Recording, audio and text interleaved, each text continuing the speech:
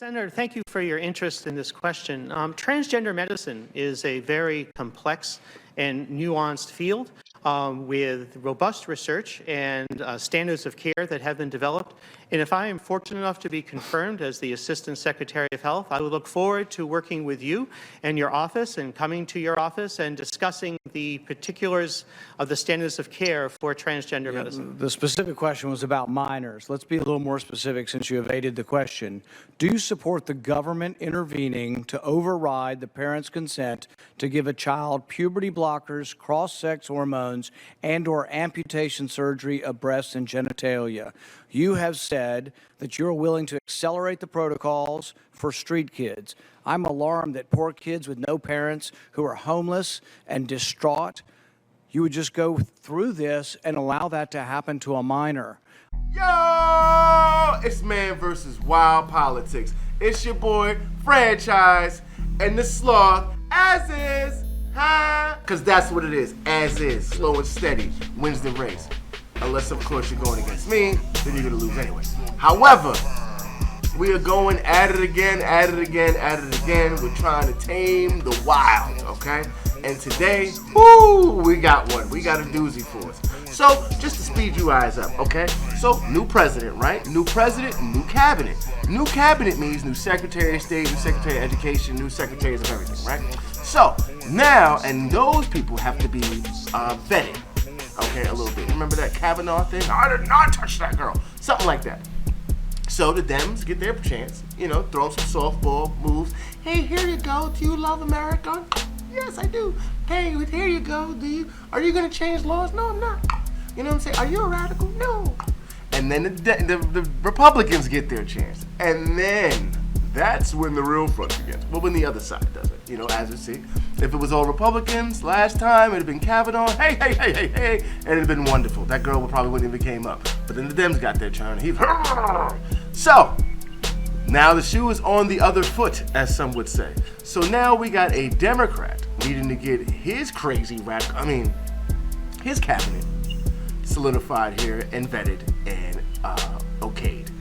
And everything was going well until my boy Rand Paul, my man, came through. And let's just he has some questions for us. I think it was valid questions. I don't know how you feel about it. We'll ask in a minute, see. And we'll see as it is. So let's go, ladies and gentlemen. Genital mutilation has been nearly universally condemned. Genital mutilation has been condemned by the WHO, the United Nations Children's Fund, the United Nations Population Fund. According to the WHO, genital mutilation is recognized internationally as a violation of human rights. Genital mutilation is considered particularly egregious because, as the WHO notes, it is nearly always carried out on minors and is a violation of the rights of children. Most genital mutilation is not typically performed by force, but as WHO notes that by social convention, social norm, the social pressure to conform, to do what others do and have been doing, as well as the need to be accepted socially and the fear of being rejected by the community. American culture is now normalizing the idea that minors can be given hormones to prevent their biological development of their secondary sexual characteristics. Dr. Levine, you have supported both allowing minors to be given hormone blockers to prevent them from going through puberty, as well as surgical destruction of a minor's genitalia. Like surgical mutilation, hormonal interruption of puberty can permanently alter and prevent secondary sexual characteristics. The American College of Pediatricians reports that 80 to 95% of prepubertal children with gender dysphoria will experience resolution by late adolescence if not exposed to medical intervention and social affirmation. Dr. Levine, do you believe that minors are capable of making such a life-changing decision as changing one's sex? Well, Senator, thank you for your interest in this question. Transgender medicine is a very complex and nuanced field with robust research and standards of care that have been developed. And if I am fortunate enough to be confirmed as the Assistant Secretary of Health, I would look forward to working with you and your office and coming to your office and discussing the particulars of the standards of care for transgender medicine. The specific question was about minors. Let's be a little more specific since you evaded the question. Do you support the government intervening to override the parent's consent to give a child puberty blockers, cross-sex hormones, and/or amputation surgery of breasts and genitalia? You have said that you're willing to accelerate the protocols for street kids. I'm alarmed that poor kids with no parents who are homeless and distraught, you would just go through this and allow that to happen to a minor. I would hope that you would have compassion for Kira Bell, who's a 23-year-old girl who was confused with her identity. At 14, she read on the internet about something about transsexual. She thought, well, maybe that's what I am. She ended up getting these puberty blockers, cross-sex hormones. She had her breasts amputated. But here's what ultimately she says now. And this is a very insightful decision from someone who made a mistake but was led to believe this was a good thing by the medical community.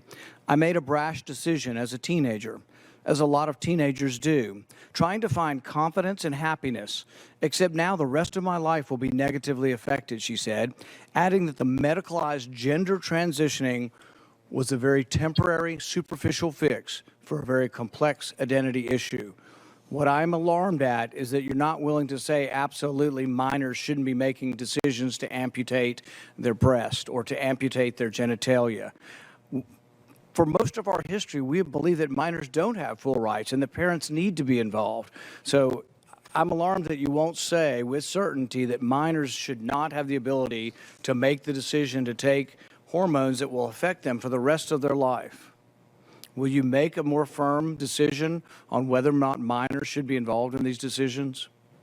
Senator, transgender medicine is a very complex and nuanced field, and if confirmed to the position of Assistant Secretary of Health, I would certainly be pleased to come to your office and talk with you and your staff about the standards of care and the complexity of this field. Let it go into the record that the witness refused to answer the question. The question is a very specific one. Should minors be making these momentous decisions? For most of the history of medicine, we wouldn't let you have a cut sewn up in the ER, but you're willing to let a minor take things that prevent their puberty, and you think they get that back? You give a woman testosterone enough that she grows a beard, you think she's going to go back looking like a woman when you stop the testosterone? You have permanently changed them. Infertility is another problem. None of these drugs have been approved for this. They're all being used off-label. I find it ironic that the left that went nuts over hydroxychloroquine being used possibly for COVID are not alarmed that these hormones are being used off-label. There's no long-term studies. We don't know what happens to them. We do know that there are dozens and dozens of people who've been through this who regret that this happened and a permanent change happened to them. And, you know, if you've ever been around children, 14-year-olds can't make this decision. In the gender dysphoria clinic in England, 10% of the kids are between the ages of 3 and 10. We should be outraged that someone's talking to a 3-year-old about changing their sex. Let's get it, y'all. As usual, I let as is take the first word. Let me. I'm actually going to ask you a question real quick. Expound. Oh, snap. That's a question for me. Now, and this is a simple Google search, and maybe if you haven't looked into it, is Rand Paul an ally, a friend of the LGBTQ plus community? Has he been that? Is blue the opposite of red? No, he is not. He is not. No, I just want to let's just start off on that. Okay. I don't think he'll be a keynote speaker at the next Pride Parade. So, what struck me first is when he talked about the social pressure to conform. The social pressure to conform to what? Conform to what everybody's doing at the time, the hip thing at the moment. Well, here's the thing. Again, we look at hate crimes. We know that LGBTQ plus community is targeted. So the social pressure to conform would be to be a cisgendered person. Would just be to accept your body as it is and try to conform. It's ridiculous. All right. So number one, Rachel Levine was disrespected by Rand Paul throughout that whole video. And that's in my opinion. Now, I can't speak for the LGBTQ plus community, and I will not try. I will speak on some things that stood out to me, and I might get it wrong, right? I might get it wrong, but this is just where I'm at. You try. Number one, let's talk about, first of all, genital mutilation. Rand Paul did bring up the World Health Organization. Look, genital mutilation is real. Right. And it's awful, and that's something that obviously we're all against. Genital mutilation, like female genital mutilation, involves the partial or total removal of external female genitalia or other injury to the female genital organs for non-medical reasons. The practice has no health benefits for girls and women. It can cause severe bleeding and problems urinating, later cysts, infections, as well as complications in childbirth and increased risk of newborn deaths. And there's a lot of other facts on the World Health Organization page that anyone can look at. There's a lot there. I agree. So yeah, I think we are all in agreement with those definitions, and we all are against that. Absolutely. I just want to give a loose definition of what transgender is, just to define our term. Describes people whose gender identity differs from the sex to which they were assigned at birth. That is a definition. Now, maybe that definition has grown, but that is the definition of transgender. All right, so getting into that. There's an author by the name of Caitlin Burns. She wrote, nowadays, doctors recommend taking a humane and affirming approach when a child expresses that their gender may not match their assigned sex at birth. This affirmation includes allowing trans kids to socially transition.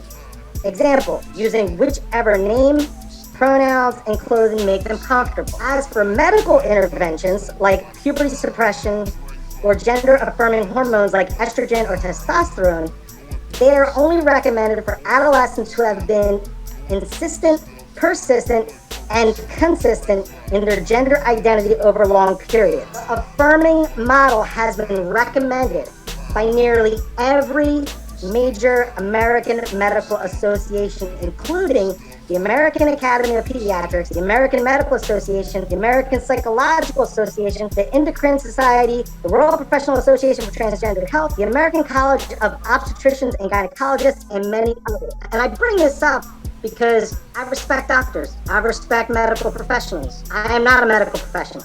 I'm not a doctor. I do think that we should take their viewpoints into consideration when trying to discuss medical procedures in the transgender community. I feel you. At the same time, Senator Paul, aka Dr. Rand Paul, is a doctor. He's an ophthalmologist. Right. An ophthalmologist diagnoses and treats all eye diseases, performs eye surgery, and prescribes and fits eyeglasses and contact lenses to correct vision problems. So while he can see, that doesn't mean he can listen. But, however, did he take human biology? Look, I'm not trying to discredit Mr. Paul. I mean, I'm not a doctor. I respect his profession. All I'm saying is, you called him a doctor. Let's just be exact with what kind of doctor he is. Okay, you were saying. Okay, he's more of a doctor than Reverend Pastor Doctor. But however, listen. Okay, I don't even want to talk about the medical part. Right. Okay. Let's not even go into is transgender. This is America. I don't care. You want to do it? Do what you want. Okay? You want to turn into a unicorn. We got people with what's names that turn into elves. I'm cool with some elves. You know what I'm saying? I'm cool with some orcs. Are they orcs? Or whatever the heck, but I'm definitely cool with some elves. I know a lot of elves. And they go out into the woods and they have their fun and they got their pointy ears and all that good stuff, right? However, children. We are talking about children here, ladies and gentlemen, and sloths. Children. Okay? These are huge decisions. These are sexual decisions to be made by children. Children, 3 to 11, 4, 14, they can't okay for someone else's private part to go into their private part, but they can okay to change the private part. So we're saying as a society, right, that we don't feel that these people, okay? What do you mean, you people? What do you mean, you people? Huh? I think what Tug man. means is you No, people, look at you his eyes, actors, man. you people. Exactly. Look at that beady. Why do you have a Chill, right? These people being people, all right? People being people under the age of 18, okay? Being a person under the age of 18. A person under the age of 18, we feel, does not have the mental know-it-all to, okay, someone else's private part, sexual part, going into their sexual part. However, we're okay with them changing it, which is pretty much making a decision of what will their private part be doing. What will be going into their private part. So we're kind of skipping ahead without, we're allowing you to pick the interior and the gadgets and the doodads of the car, but not we can't let you drive it yet.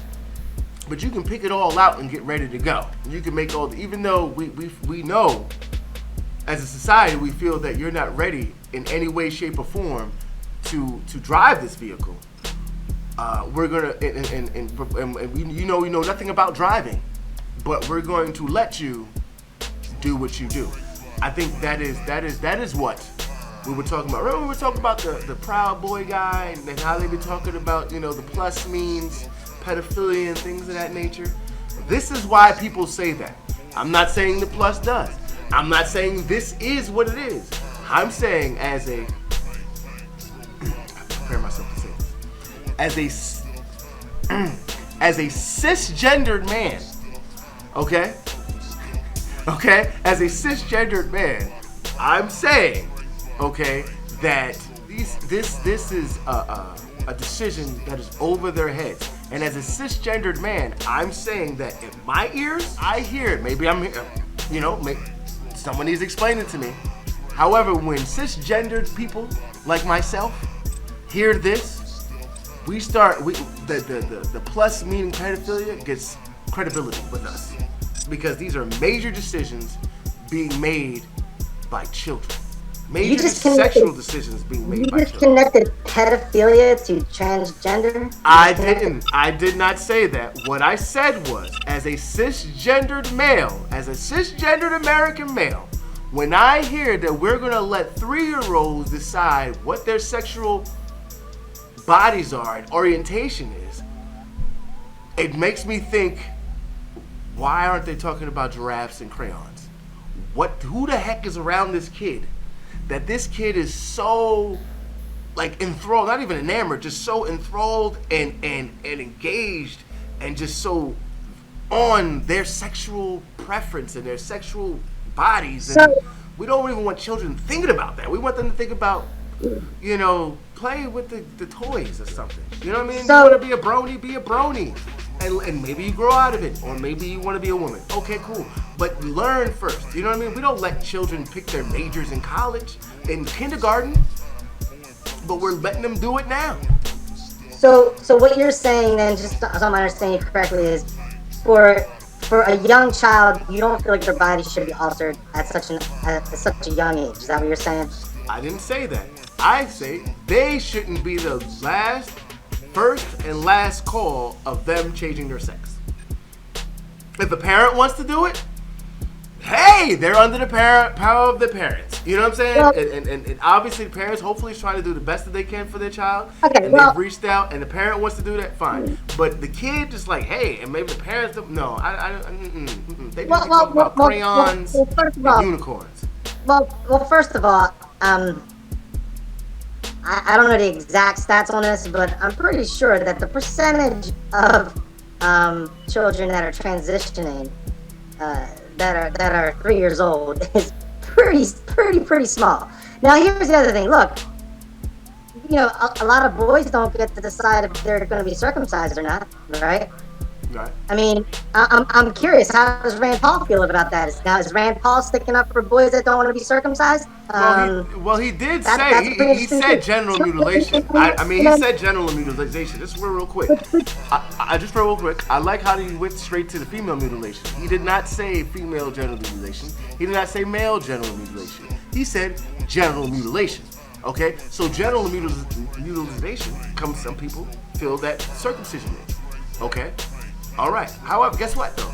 The kid's not making that decision. The parent is. The kid, as a baby, is not saying, "Goo goo gaga circumcision, get them oil."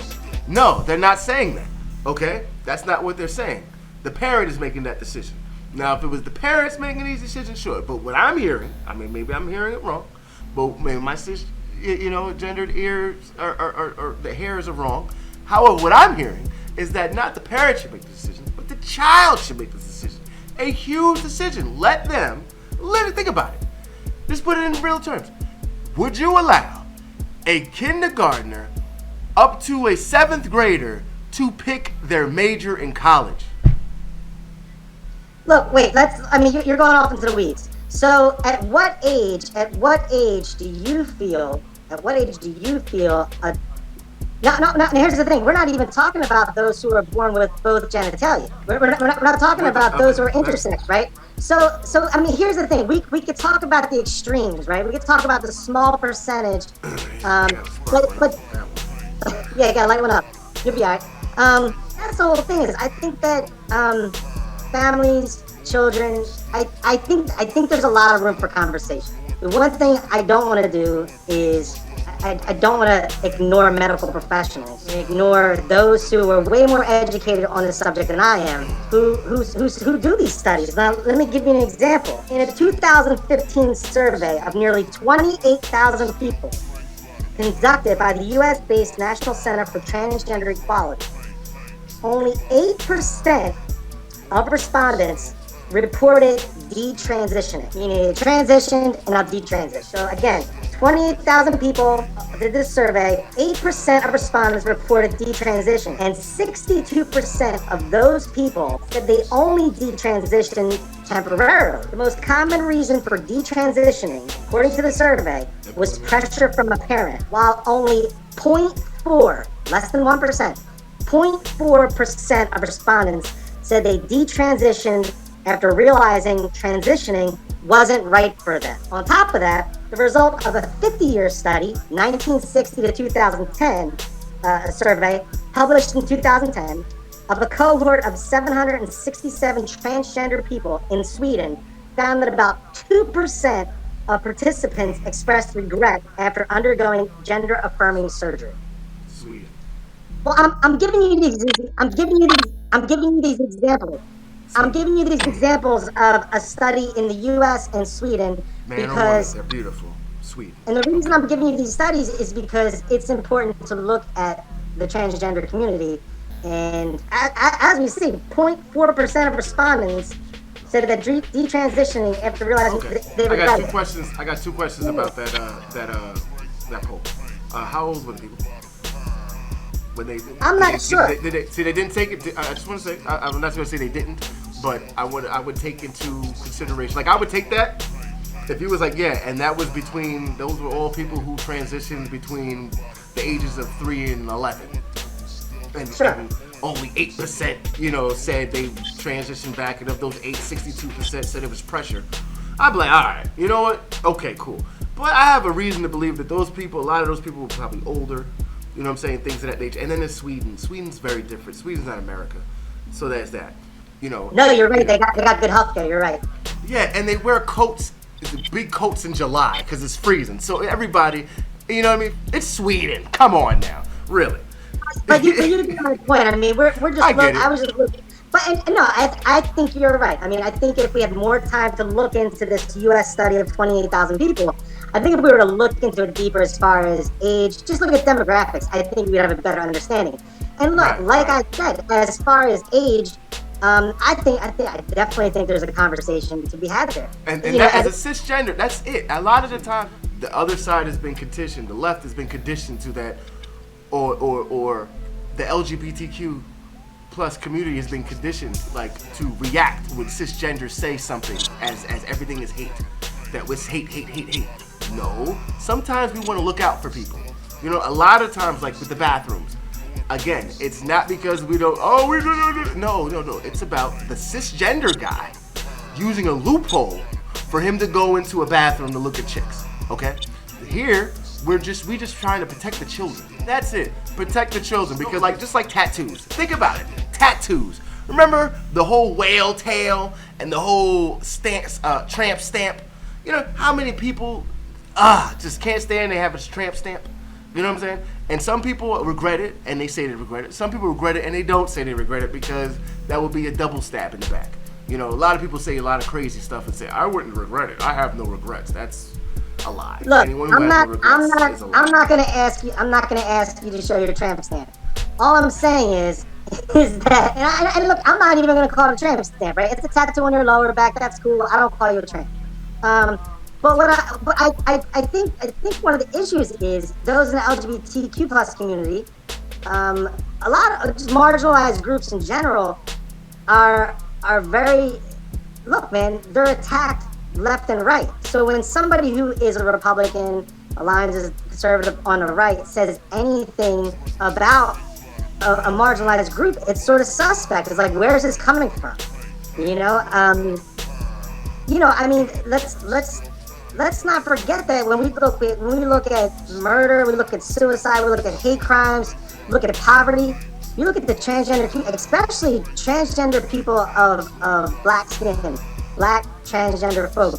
When you look at, yeah. So I know that I need to become more educated on this subject. I just will say with what I do know, as far as what Rand Paul is talking about, I don't think it's genital mutilation. I don't see it the same way. And I really do trust doctors. I do trust science. I do trust those who are more educated on this subject than I am. And I think this is one of those times where Rachel Levine, I think in a lot of ways she was disrespected with the way that the terms he used, the way he came at her. And I think we need to celebrate just her as a person. I mean, I think for a long time, those who felt uncomfortable in their bodies, those transgender, I mean, I think this is probably the most out and revealing of themselves than they've been in U.S. history. And there have always been people that are, again, I'm learning, right? But I think this is one of those times where we really do have to step back and just listen more, learn more, be uncomfortable, get into uncomfortable conversations. But yeah, I'm hoping that this exchange between Rand Paul and Rachel Levine creates positive conversation, and hopefully we come out on the right side of things. But I do want to believe with doctors. I want to go with doctors on this, and they don't. Doctors don't see this as genital mutilation. And on that note, we are going to leave it like that. Again, we're always just doing it. We're looking out for the children. We're doing it for the children. For the children. For the children. And that's what we're worried about. Children of future. Teach them well and let them lead the way. Show them all you possess. Give them a sense of pride to make it easier. Let the children's laughter remind us how you used to be. Sexual chocolate! No, you remember that? Sexual chocolate? Coming to America, right? Yep. He has seen that one, ladies and gentlemen. Oh, man, my fault. I thought you were talking about that dude who sung that song that like Chocolate Rain. No. Sexual chocolate. From Coming to America. I know, I've never seen it.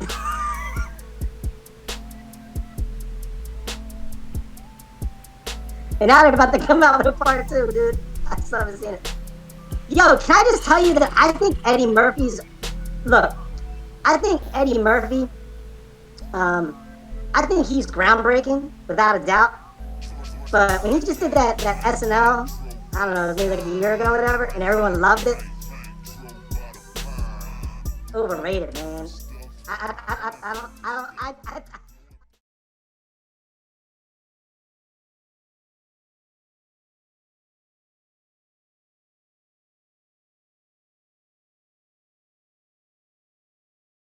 For the children.